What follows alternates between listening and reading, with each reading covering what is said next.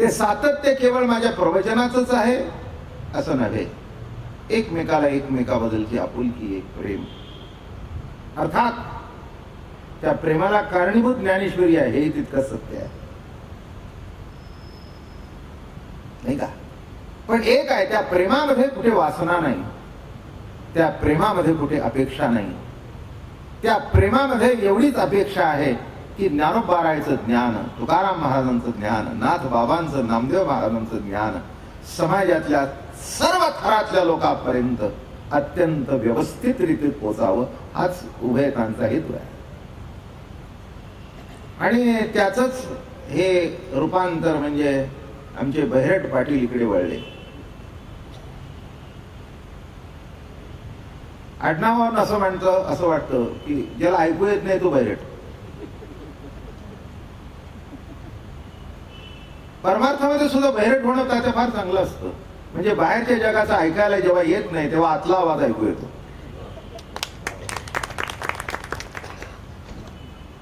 नाही का? विषयाची हाक जेव्हा ऐकू येते, वासनेची हाक जेव्हा ऐकू येते, कामनेची हाक जेव्हा ऐकू येते, तेव्हा माणूस बहिर्मुख असतो. पण अंतर्मुख होऊन जेव्हा आतली हाक ऐकू येते तेव्हा बाहेरच्या जगाकरता बहिरटच व्हावं लागतं. आमचे बहिरट पाटील एक दिवस तसेच होतील अशी माझी अपेक्षा आहे. केव्हा होतील हे मला सांगता येत नाही, पण आळंदीचा ज्ञानेश्वर महाराजांच्या समाधीकडे तात्या किंवा तुमच्या गणपतीकडे केव्हा येऊन मनुष्य पोचेल, त्या रस्त्याने पहिलं पाऊल पडेल तो. आळंदीच्या रस्त्याकडे तोंड करून ज्याचं पहिलं पाऊल पडलं तो आज नाही, उद्या नाही, 15 दिवसांनी का होईना, वर्षांनी का होईना, पण आळंदीला पोचेल. पण विरुद्ध दिशेला जर वाटचाल केली, महाराज म्हणाले आमचे फार सुंदर नाम माऊली लिहितात, नगर भ्रमता जन्म जाओ परी प्रवेश क्या द्वारे रे, धिकतो श्रोता धिकतो वक्ता. जो विठ्ठलाला भजत नाही, जो श्रीकृष्णाला भजत नाही, धिक श्रोता धिक वक्ता. नगर भ्रमता जन्म जाओ परी प्रवेश क्या द्वारे रे. फार सुंदर रूपक केलं महाराजांनी. पूर्वीच्या काळी तुम्ही जुनी मंडळी आहे त्यांना माहिती आहे की गाव कोस असायचा आणि एक वेस असायची की त्याच्यातून एक प्रवेश असायचा माणसाला. रात्री 7 वाजले की वेशीचे दरवाजे बंद, मग कोणाला यायचं नाही, जायचं नाही. मग एक आंधळा होता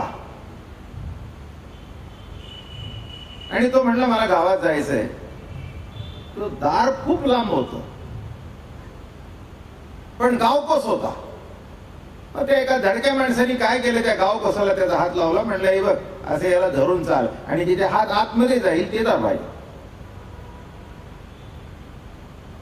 काय लिहितात ज्ञानोबा आहे तसं रूपक करून सांगतो, नगर भ्रमता जन्म जाओ परी प्रवेश क्या द्वारे रे. तर ते योग त्याचा असा उलटा, त्याला डोक्यात खवडा होता, म्हणजे ते गचकरणासारखं काहीतरी डोक्याला होत, फोड वगैरे काहीतरी, आणि ते फार खासत. योग त्याचा असा उलटा की दरवाजाजवळ आला की डोक्याला खास सुटायची. आता खाजवता पाय बंद पाहिजेत ना, पाय पुढे चालायचे आणि दरवाजा गेल्यानंतर भिंतीला हात टेकायचा. कळलं का योग काय? नगर भ्रमता जन्म जाओ परी प्रवेश क्या द्वारे रे. कितीही आयुष्यामध्ये भ्रमण केलं तरी शेवटी पुन्हा पुन्हा फेरावे लागते. ज्ञानेश्वर महाराज म्हणाले असं आयुष्य गेलं, दरवाजा आला की कुठेतरी आपल्या डोक्यातले खवडे बाहेर पडतात. खवडा शब्दाचा अर्थ तसा घेऊ नका. आपले कुविचार, आपली कुवासना, आपले उलटे विचार, एखादा व्यवहार सुद्धा होतोय असं वाटताना पिसकटतो. काय कारण? एखादी मुलगी पसंत आहे असं वाटताना, जमते असं वाटताना कुठेतरी काहीतरी एक गंमत होते आणि पिसकटतो. मजा आहे जीवनाची. का? याला उत्तर नाही, पण घडतं हे सत्य आहे, नाही का? दरवाजाजवळ आल्यानंतर डोक्याला खास का सुटावी? देवळात जातानाच देवाकडे जाऊन कोणाचं बरं झाले का खास सुटावी? मी खवडा सांगतो. काय माणसं मूर्ख आहेत, काय त्या गणपतीला लाईनी लावतात, काय कोणाचं बरं झाले हे कळलं का? हे आपल्या डोक्यातले खवडे. माझं म्हणणं, खवडा कुठेही खास सुटले तरी हरकत नाही, पण चांगलं कर्म करत असताना तिथे तरी आपले नको ते विचार वर येऊ नयेत. याच्याकरता सत्संगती आहे, याच्याकरता ज्ञानेश्वरी आहे, याच्याकरता प्रवचन आहे. म्हणून महाराज म्हणतायत, नगर भ्रमता जन्म जाओ. आयुष्य गेलं पण घड्या दरवाजा एकच आहे, 10 दरवाजे नाहीत. आतमध्ये प्रवेश करण्याचं जे दार आहे ते जर आयुष्यात एकदा चुकलं तर पुन्हा तुला प्रवेश मिळणार नाही. काय सुंदर विचार मांडला माऊली. तसं जीवनामध्ये माणसाला चांगलं करण्याचं, वेडवाकडं पाऊल जरी पडलं असलं तरी सुधारण्याचं जीवनामध्ये वेळ येते, आणि आलेली वेळ धरून ठेवावी म्हणजे उद्धार होतो.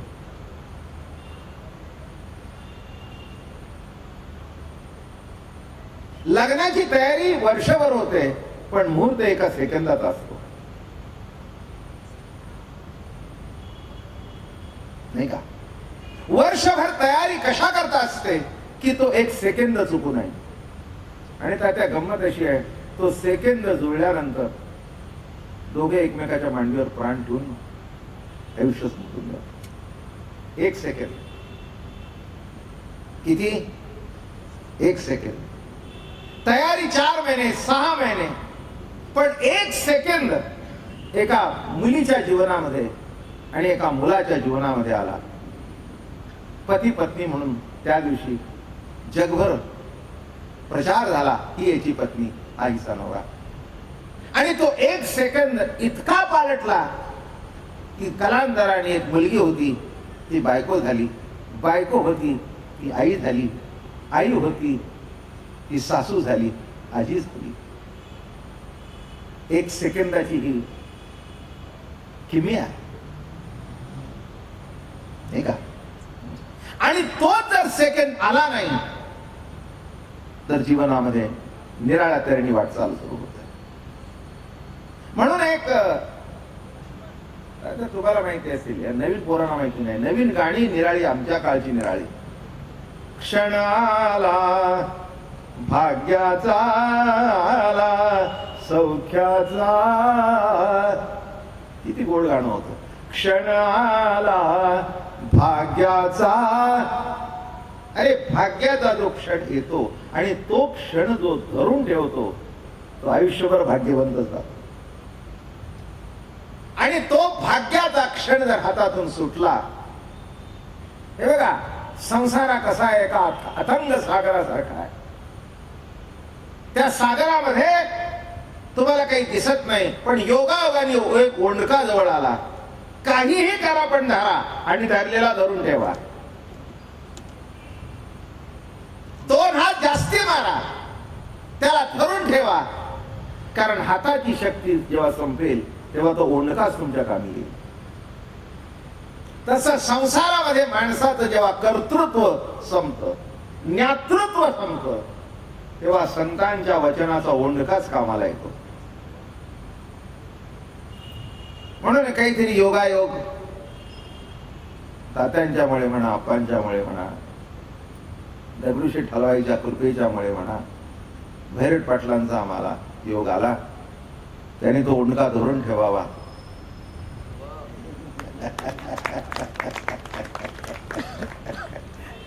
आलं का लक्षात? कारण शेवटी तो ओंडकाच तारतो. माझ्या जीवनाचा अनुभव आहे, नाही का? ही इथे जी मंडळी बसली त्यांच्या जीवनाचा तरी काय अनुभव आहे? कोण तात्या, कुठली तात्या,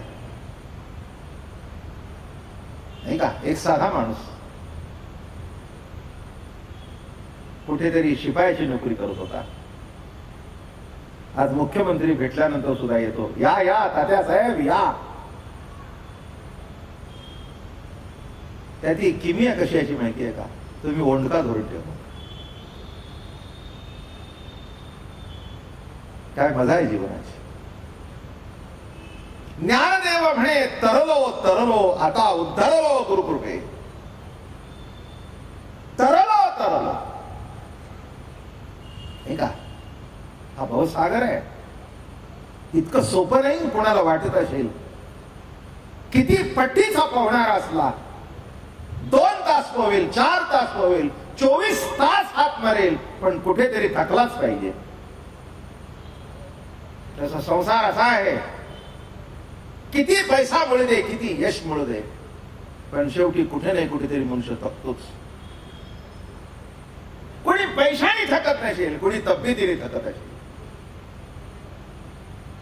एक म्हणाला माझ्याकडे पैसा भरपूर आहे, पण काय करावं महाराज, माझ्या घरातला पाहुणा दिल्ली कमत खातोय आणि मी कोंड्याची भाकरी खातोय.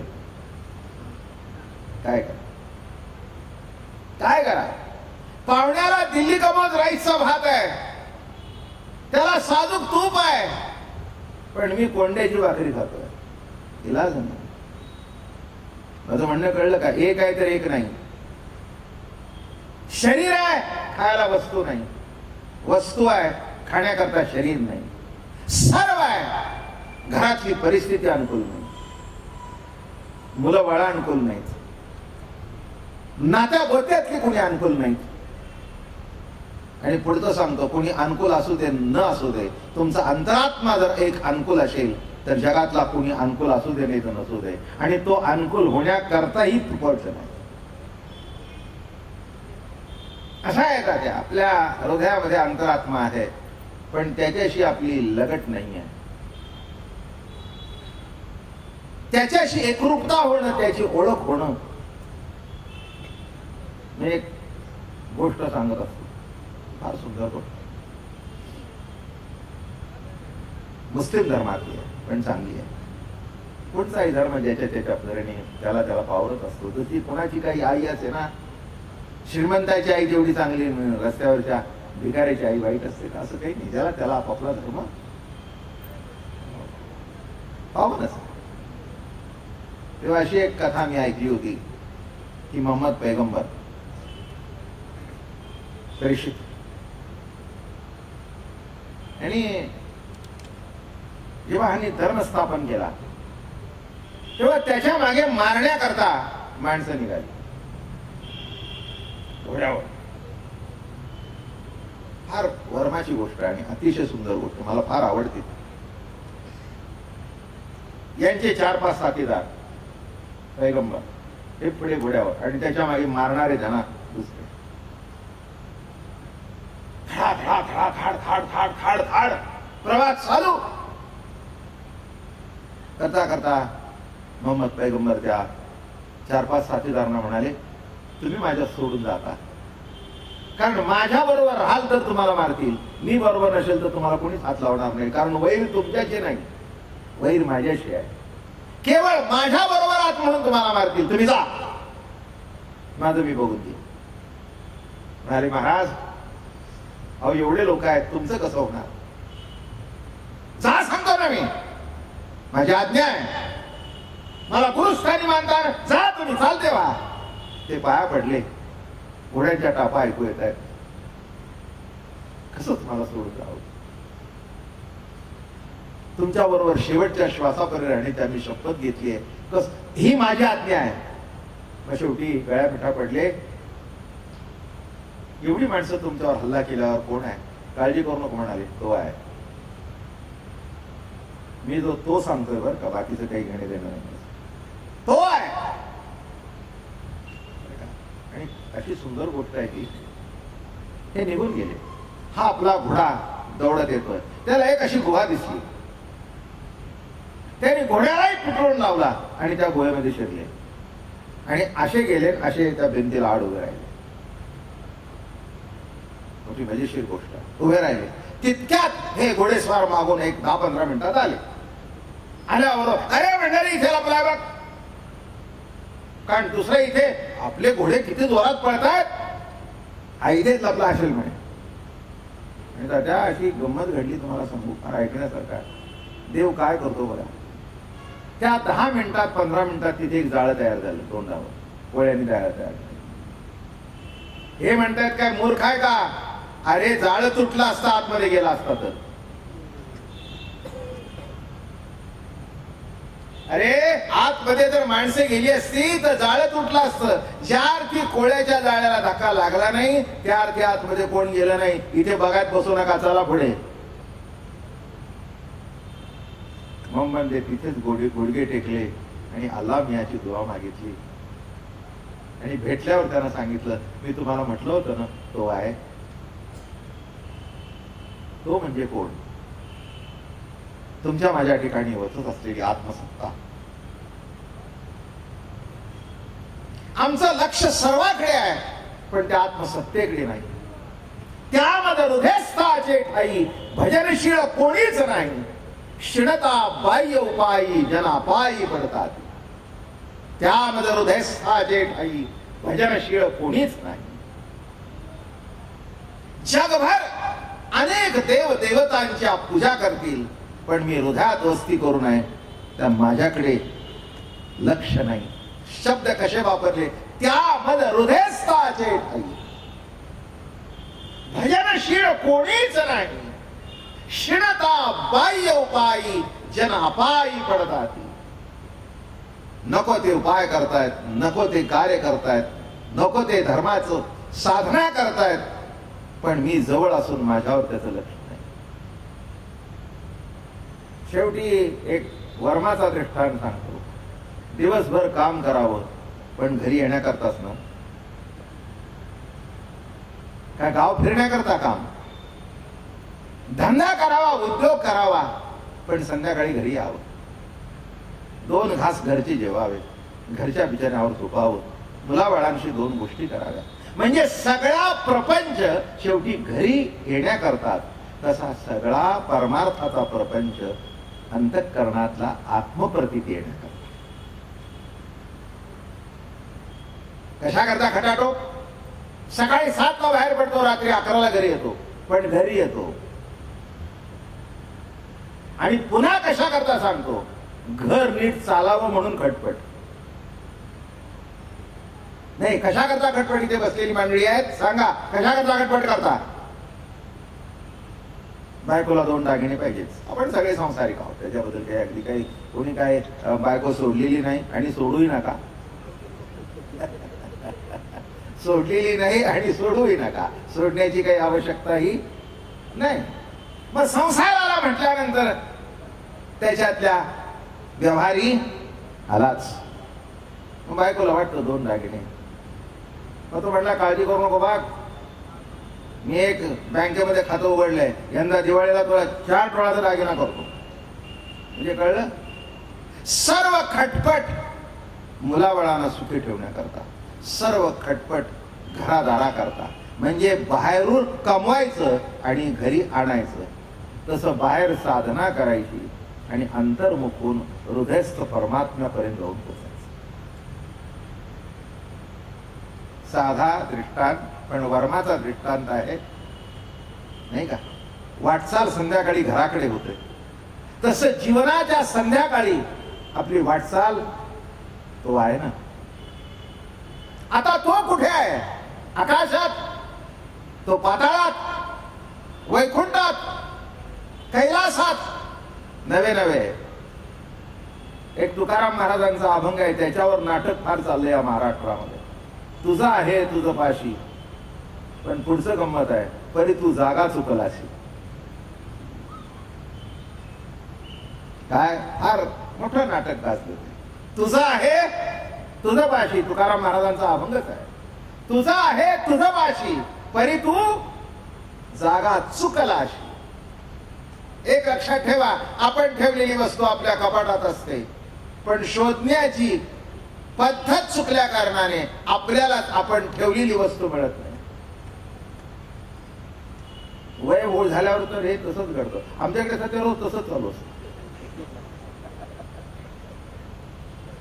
मी आमची मंडळी आता काय त्याही 70 ओलांडली, मी 72 आहे. काय लक्षात मोठी गंमत असते बरं का. आमच्या माईबी सुद्धा आता आल्या हळूहळू 75 मध्ये. या वयात काय होतं, आपण आत्ता गोष्ट अशी ठेवतो आणि पुन्हा मागितली ना तर ती कुठे ठेवली ती लक्षातच राहत नाही. काय गंमत आहे बघा. आणि साध्या साध्या गोष्टी मग ती व्यक्ती आपल्या स्वतःवर येते, काय बा कंटाळा आला, म्हणजे खरं थकून गेलो, म्हणजे ते ठेवण्याचा इतका त्रास आणि शोधण्याचा अर्धा तास. आणि शेवटी काय होतं माहितीये का, इकडे इकडे सरताना इथेच कुठेतरी खाली पडलेली मिळते. मी म्हटलं काय उपयोग आहे हा, नाही का. इथे सगळ्याच तसं होतच. आपणच वस्तू ठेवतो आणि आपली वस्तू आपल्यालाच मिळत नाही. तसं आत्मवस्तू जी आपल्या ठिकाणी आहे ती आपलीच आपल्याला मिळत नाही आणि ती प्राप्त प्रतीती होण्याकरता एवढी सगळ्या खटाटोप आहे. पण योग्य दिशेने वाटचाल, योग्य मार्गदर्शन आणि ते जर घडलं नाही तर जीवन सगळं व्यर्थ जातं.